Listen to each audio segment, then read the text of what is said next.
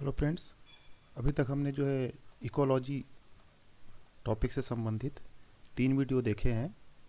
और इस वीडियो में जो है आपने गौर किया होगा कि कुछ ऐसे शब्दावली हैं जिनको हमको समझना चाहिए। स्पेशली जो नॉन बायो स्टूडेंट है उनके लिए आवश्यक है कि ऐसे शब्दों को हम समझें, क्योंकि यदि कभी क्वेश्चन ट्विस्ट कर दिया तो हमें वो बनना चाहिए, उसमें कन्फ्यूज़न नहीं होना चाहिए।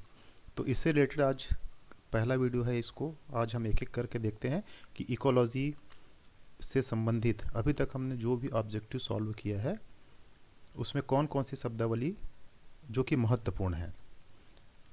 इसमें आपने ये क्वेश्चन जरूर सॉल्व किया होगा कि कौन सा इसमें से बायोटिक फैक्टर है, कौन सा बायोटिक फैक्टर नहीं है। तो पहले हम देखते हैं कि बायोटिक फैक्टर क्या होता है।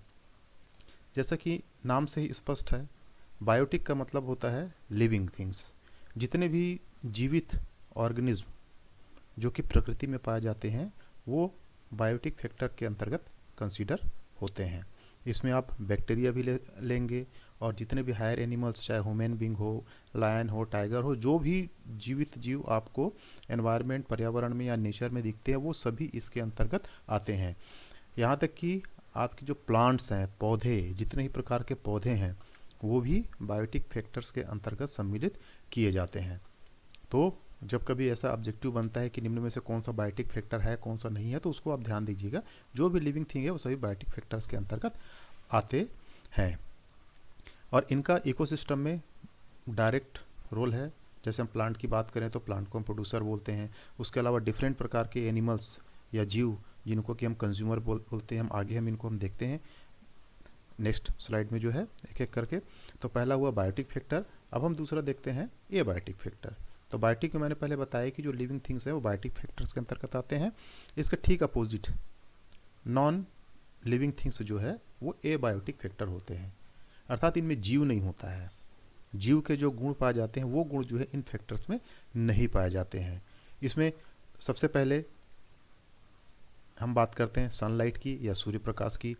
आप सभी को पता है सनलाइट जो है जितने भी ग्रीन पौधे हैं उनमें प्रकाश संश्लेषण या फोटोसिंथेसिस की प्रोसेस के लिए अति आवश्यक होता है। इसके बगैर जो है, सनलाइट के बगैर जो जितने भी ग्रीन पौधे हैं वो फोटोसिंथेसिस नहीं करेंगे।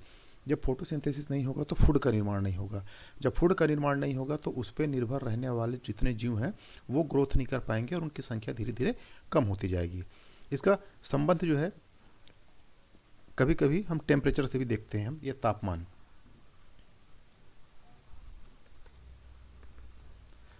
जो है काफ़ी मायने रखता है एबायोटिक फैक्टर्स में। तो आप सनलाइट कह लीजिए या तापमान कह लीजिए, ये दोनों आपका इम्पोर्टेंट है। अगला है इसमें विंड, हवा। आप सभी को पता है यदि बहुत तेज़ हवा आता है तो हमारी जो क्रॉप रहती है या अन्य जो भी वेजिटेशन, हम इकोसिस्टम की बात करें तो उस पर जो है प्रभाव काफ़ी हद तक डालता है। रेन अगेन, बरसात। यदि बरसात बहुत अच्छी होती है तो फसल अच्छी होती है। आप सभी को पता है कि हमारा देश जो है मानसून पर आधारित कृषि करता है। मैक्सिमम जो एरिया है वो मानसून पर निर्भर रहता है। तो जब अच्छी मानसून होती है तो नॉट ओनली क्रॉप, जितने भी हमारे फॉरेस्ट के वेजिटेशन है उसमें भी अच्छी ग्रोथ होती है। क्योंकि हम फॉरेस्ट में हम सिंचाई तो नहीं कर सकते, तो फॉरेस्ट आप मान के चलिए कि कम्प्लीटली डिपेंडेंट रहते हैं कि वर्षा के ऊपर। यदि अच्छी वर्षा होती है तो उसमें जितने भी ग्रीन वेजिटेशन होते हैं उनमें ग्रोथ अच्छी होती है। जब उनमें ग्रोथ अच्छी होगी तो उन पर डिपेंड रहने वाले जितने भी जीव जो कि ग्रीन वेजिटेशन को खाकर अपना गुजारा चलते हैं उनकी ग्रोथ अच्छी होगी। जब उनकी ग्रोथ अच्छी होगी तो ऐसे जीवों को जो अन्य जीव खाते हैं, जिनको हम मांसाहारी जीव कहते हैं, वो उनकी ग्रोथ बहुत अच्छी होगी। इसी से संबंधित है वाटर। अच्छी वर्षा होगी तो वाटर स्टोरेज अच्छा होगा। फॉरेस्ट के अंदर जितने वाटर रिजर्वायर हैं उसमें प्रॉपर पानी होगा। प्रॉपर पानी होगा तो जीवों को जो है यहाँ से वहाँ मूवमेंट करने की आवश्यकता नहीं होगी। इसमें एक है सॉइल। सॉइल की क्वालिटी काफ़ी कुछ डिपेंड करती है वेजिटेशन के ग्रोथ के लिए। सॉइल यदि अच्छी होगी, सॉइल फर्टाइल होगी तो वेजिटेशन अच्छा होगा। ये अपन एग्रीकल्चर की जो क्लासेस हमने देखी थी इसमें हम ये बायोटिक फैक्टर्स को हम देख चुके हैं क्रॉप से रिलेटेड।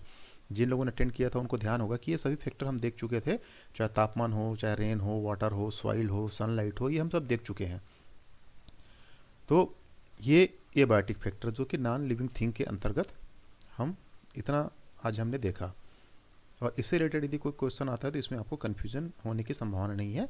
एक ही शब्द में आप समझिए कि एबायोटिक मीन्स जिसमें जीव नहीं होता है, लेकिन इकोसिस्टम को चलाने के लिए इनका बहुत ज़्यादा इम्पोर्टेंट रोल होता है। तो ये दो फैक्टर हो गए, एबायोटिक और बायोटिक, जो कि हमने ऑब्जेक्टिव सॉल्व किए हैं।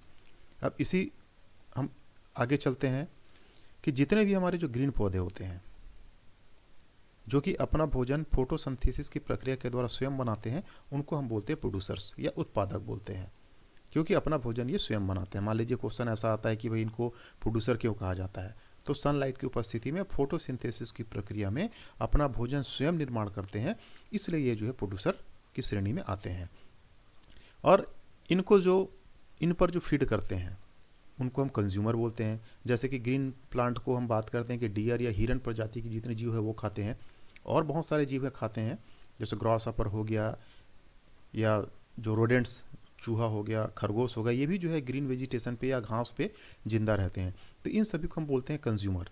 तो कंज्यूमर की अलग अलग वैरायटी होती है, primary consumer, secondary consumer, tertiary consumer and top consumer, ये अलग अलग वैरायटी होती है। इकोसिस्टम का जब मैं वीडियो अपलोड करूंगा तो उसमें और हम डिटेल देखेंगे एक एक चीज़ को।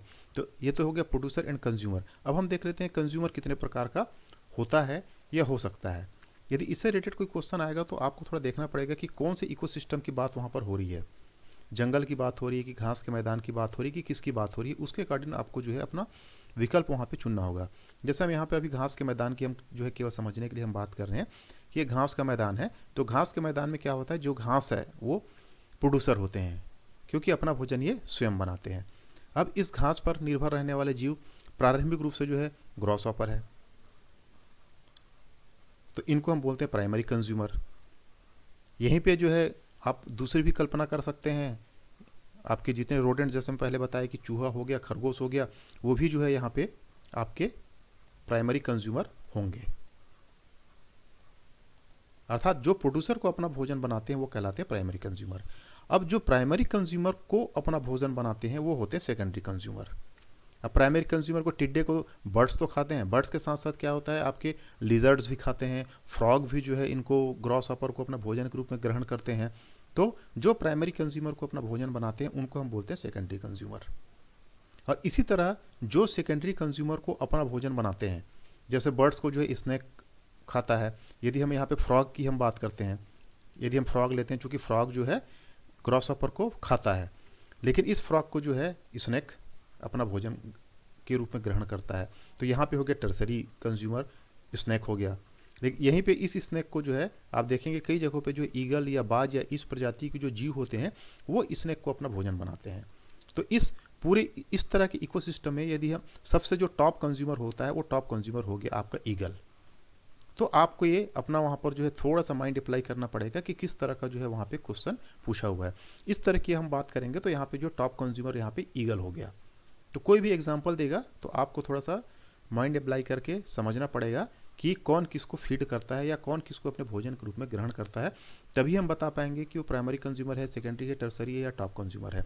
और अल्टीमेटली चाहे आप इसकी आप बात करेंगे इसकी जो है जितने भी आपके प्रोड्यूसर हो गया, प्राइमरी कंज्यूमर हो गया, सेकेंडरी कंज्यूमर हो गया, टर्सरी कंज्यूमर हो गया या टॉप कंज्यूमर हो गया, ये सभी जो है अंत में जो है जब इनकी डेथ होती है तो इनको जो है समाप्त करने का या ख़त्म करने का काम जो है वो आपके डीकम्पोजर्स करते हैं, जिनको कि हिंदी में हम अपघटनकर्ता या विघटनकर्ता भी हम के नाम से भी हम जानते हैं।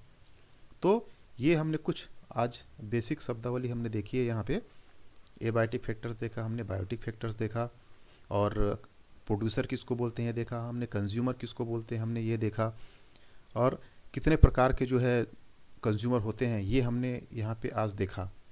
और नेक्स्ट वीडियो में जो है हम देखेंगे कि इसके जो आगे जो भी अन्य रिलेटेड जो भी टॉपिक हैं या जो भी टर्मिनोलॉजी शब्दावली है इसको जो हम आगे के नेक्स्ट वीडियो में देखेंगे। तो आज के लिए हम इतना ही करते हैं और नेक्स्ट वीडियो में हम जो है आगे की शब्दावली हम देखेंगे।